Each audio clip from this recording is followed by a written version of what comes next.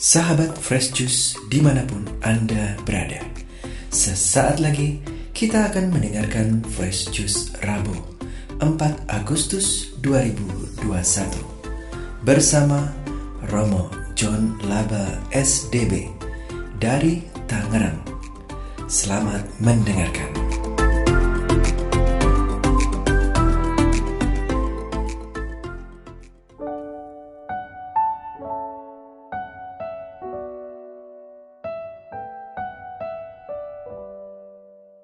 Saudara-saudari yang dikasihi Tuhan, jumpa lagi bersama saya Romo John Laba SDB dalam Daily Fresh Juice pada hari ini, hari Rabu Pekan Biasa yang ke-18, bertepatan dengan peringatan Santo Yohanes Maria Vianney. Hari ini kita akan mendengarkan dan merenungkan bersama bacaan Injil hari ini, Injil Matius bab 15 ayat 21 sampai dengan ayat 28. Sekarang saya bacakan. Tuhan bersamamu dan bersama rohmu. Inilah Injil suci menurut Matius. Dimuliakanlah Tuhan. Pada suatu hari, Yesus menyingkir ke daerah Tirus dan Sidon. Datanglah seorang perempuan Kanaan dari daerah itu dan berseru, "Kasihanilah aku, ya Tuhan, anak Daud, karena anakku perempuan kerasukan setan dan sangat menderita." Tetapi Yesus sama sekali tidak menjawabnya. Lalu murid-muridnya datang dan meminta kepadanya, "Suruhlah ia pergi, ia mengikuti kita dengan berteriak-teriak." Jawab Yesus, "Aku diutus hanya kepada domba-domba yang hilang dari umat Israel." Tetapi perempuan itu mendekat dan menyembah dia sambil berkata, "Tuhan, tolonglah aku." Tetapi Yesus menjawab, "Tidak patut mengambil roti yang disediakan bagi anak-anak dan melemparkannya kepada anjing." Kata perempuan itu, "Benar Tuhan, namun anjing itu makan remah-remah yang jatuh dari meja tuannya." Maka Yesus menjawab dan berkata kepadanya, "Hai ibu, besar imanmu, maka jadilah kepadamu seperti yang kau kehendaki." Dan seketika itu juga anaknya sembuh. Demikianlah sabda Tuhan. Terpujilah Kristus.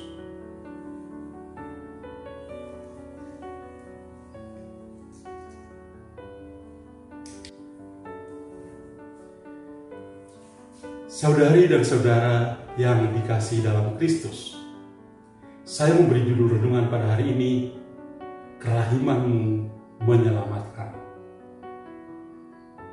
Pada hari ini bersama seluruh gereja, kita mengenang seorang kudus yang hebat, Santo Yohanes Maria Vianney. Orang kudus ini berasal dari sebuah keluarga yang sederhana, dan dia juga menjadi seorang imam yang sederhana. Namun demikian, di balik kesederhananya ini, dia sangat menginspirasi gereja, secara khusus kami para imam. Sebagai imam, kami merayakan sakramen Ekaristi dan juga pelayanan-pelayanan sakramen yang lain. Dalam kaitan dengan kerahiman Allah, Santo Yohanes Maria Vianney melihat keluhuran martabat seorang imam sebagai pelayan sakramen tobat. Saya mengingat sebuah perkataan yang sangat menginspirasi dari Santo Yohanes Maria Vianney. Dia mengatakan, "Untuk mendapatkan pengampunan, apakah Anda akan pergi kepada Bunda Maria atau kepada malaikat? Tidak. Apakah mereka akan memberikan Anda tubuh dan darah Kristus? Tidak. Jika memiliki 200 malaikat, apakah mereka dapat mengampuni engkau? Tidak. Seorang imam, karena kuasa Kristus sendiri, dapat melakukan hal itu. Ia dapat mengatakan, "Pergilah dalam damai. Saya mengampunimu." Oh, betapa agungnya seorang imam. Seorang imam berusaha untuk menghadirkan Kristus kepada orang lain. Imamat berada pada jantung hati Yesus. Ketika engkau memandang seorang imam, engkau pasti berpikir tentang Yesus dan matamu tertuju kepadanya. Saya secara pribadi merasa selalu dikuatkan ketika membaca dan merenungkan kembali perkataan orang kudus ini. Berkaitan dengan sakramen tobat, Yohanes Maria Vianney juga berkata seperti ini. Apabila kita pergi mengaku dosa, haruslah kita paham akan apa yang sedang kita lakukan. Dapat dikatakan, kita sedang melepaskan Tuhan kita dari salib. Apabila engkau mengaku dosa dengan baik, engkau telah membelenggu si iblis. Dosa-dosa yang kita sembunyikan semuanya akan tersingkap. Luar biasa perkataan Yohanes Maria Vianney tentang sakramen tobat. Dan memang perkataan orang kudus ini membuat saya bersyukur karena dalam diri saya yang lemah sebagai seorang imam, Tuhan selalu menguatkanku untuk meneruskan kerahiman Allah bagi sesama di dalam gereja Katolik. Ini menjadi kekuatan bagi saya sebagai seorang imam dalam pelayanan sakramen tobat. Saudara-saudari, kita barusan mendengar kisah Tuhan Yesus di dalam Injil Matius tentang perjumpaan dan dialog yang menyelamatkan yang sangat sederhana antara Tuhan Yesus dan seorang wanita Kanaan yang berasal dari Tirus dan Sidon.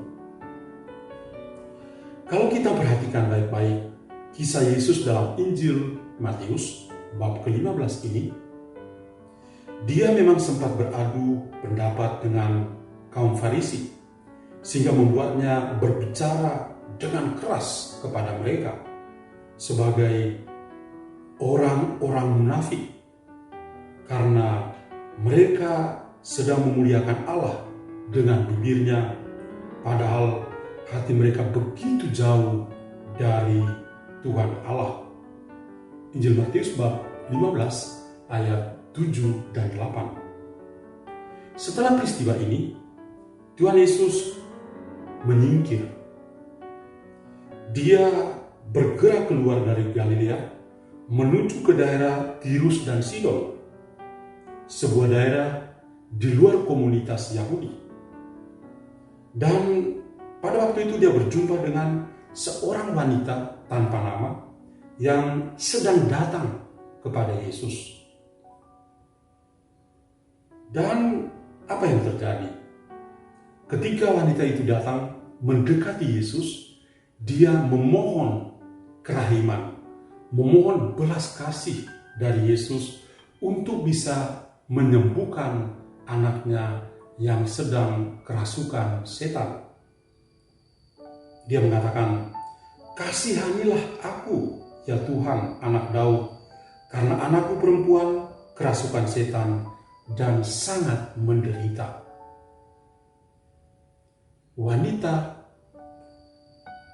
ini mengimani Yesus. Dia bukan orang Yahudi. Dia berasal dari luar komunitas Yahudi. Dan apa yang terjadi pada Yesus? Penginjil Matius menggambarkan Yesus itu seolah-olah tidak mendengar rintihan sang ibu ini. Bahkan para murid juga datang kepada Yesus dan berkata kepadanya, "Suruhlah ia pergi." Ia mengikuti kita dengan berteriak-teriak. Dia sangat mengganggu perjalanan kita. Memang penginjil Matius menulis Injilnya untuk kaum Yahudi, sehingga Yesus di sini digambarkan seolah-olah diam dan bahkan mengatakan, "Aku ini diutus hanya kepada domba-domba yang hilang dari umat Israel." Namun karena iman sang ibu ini, maka Tuhan Yesus membuat sebuah mujizat dengan menyembuhkan anak perempuan dari sang ibu yang kerasukan setan dan sangat menderita.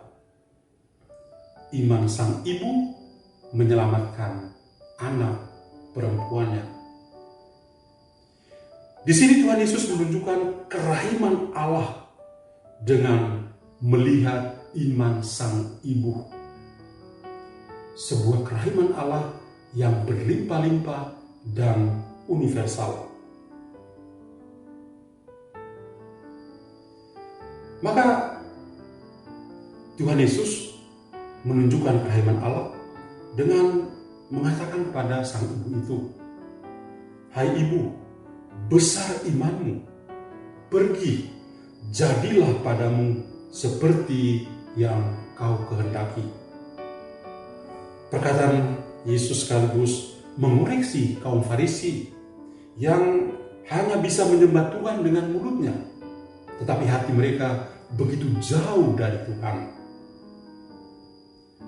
Orang yang dianggap kafir, orang yang dianggap berada di luar komunitas Yahudi, ternyata lebih mengimani Yesus daripada orang Farisi, orang Yahudi yang setiap hari melihat Yesus. Tuhan Yesus di sini hadir dan menunjukkan kerahiman Allah di luar komunitas Yahudi. Kerahiman Allah sekali lagi sungguh luar biasa, sungguh nyata, dan sungguh universal. Maka bacaan Injil yang tadi kita dengar memang sangat kaya makna bagi kita semua. Ada beberapa poin yang saya tertarik untuk membagikan kepada kita semua. Pertama, Tuhan Yesus datang untuk menyelamatkan semua orang. Dia membawa keselamatan untuk semua orang. Dan hanya dalam namanya ada keselamatan. Dan untuk menyelamatkan manusia, ia selalu memiliki inisiatif yang pertama. Inisiatif pertama selalu datang dari Tuhan. Pendekatan pertama selalu datang dari Tuhan. Dialah yang pergi dan menjumpai manusia dan menyelamatkan mereka. Nah, hal ini yang juga menjadi misi gereja untuk selalu terlibat dan melakukan pendekatan pertama dalam usaha untuk menyelamatkan sesama manusia. Yang kedua, wanita Kanaan menginspirasi kita, yakni kalau kita merasakan kerahiman Allah, kita juga perlu mengimani Allah dan berusaha untuk datang kepada Allah dalam doa. Wanita Kanaan ini mengimani Yesus. Dia datang kepada Yesus dan mengatakan, "Kasihanilah aku, anak Daud." Dia mengimani dan berdoa kepada Yesus. Sikap aktif dan beriman ini memang penting dan harus bagi kita untuk memperoleh keselamatan. Kita tidak hanya bisa duduk diam. Kita perlu aktif, berdoa, dan meminta kepada Tuhan pertolongan dan keselamatan. Ketiga, Injil hari ini mengoreksi kita yang selalu berpikir bahwa dengan berdoa dan berdevosi itu sudah cukup bagi kita. Ternyata belum cukup. Kita harus memiliki iman. Maka mintalah Tuhan untuk menambah iman kita. Seperti para rasul, Tuhan tambahlah iman kami. Yang keempat, di masa pandemi ini, banyak orang tua dan saudara-saudara yang merintih seraya memohon pertolongan dari Tuhan. Apakah kita hanya seperti para rasul yang meminta Yesus untuk menyuruh diam? Atau justru kita sebagai gereja semakin kreatif dalam pelayanan-pelayanan kita? Kreatif untuk melayani dan menyelamatkan seperti Tuhan Yesus sendiri. Dalam masa pandemi ini, banyak orang yang merintih. Banyak wanita yang seperti wanita dari Kanaan yang merintih, memohon belas kasih dari kita semua. Apakah kita bisa melakukan yang namanya sharing is caring dalam hidup kita? Maka mari kita mohon rahmat Tuhan melalui Santo Yohanes Maria Vianney, supaya pada hari ini sebagai gereja kita berusaha untuk terlibat dan setia mewartakan kerajaan Allah bagi orang lain. Santo Yohanes Maria Vianney, doakanlah kami untuk bisa membawa kerajaan Allah bagi sesama kami di masa pandemi ini. Amin. Dan kiranya kita semua sepanjang hari ini senantiasa dilindungi dan diberkati oleh Allah yang Maha Kuasa, Bapa dan Putra dan Roh Kudus. Amin. Tuhan memberkati kita semua.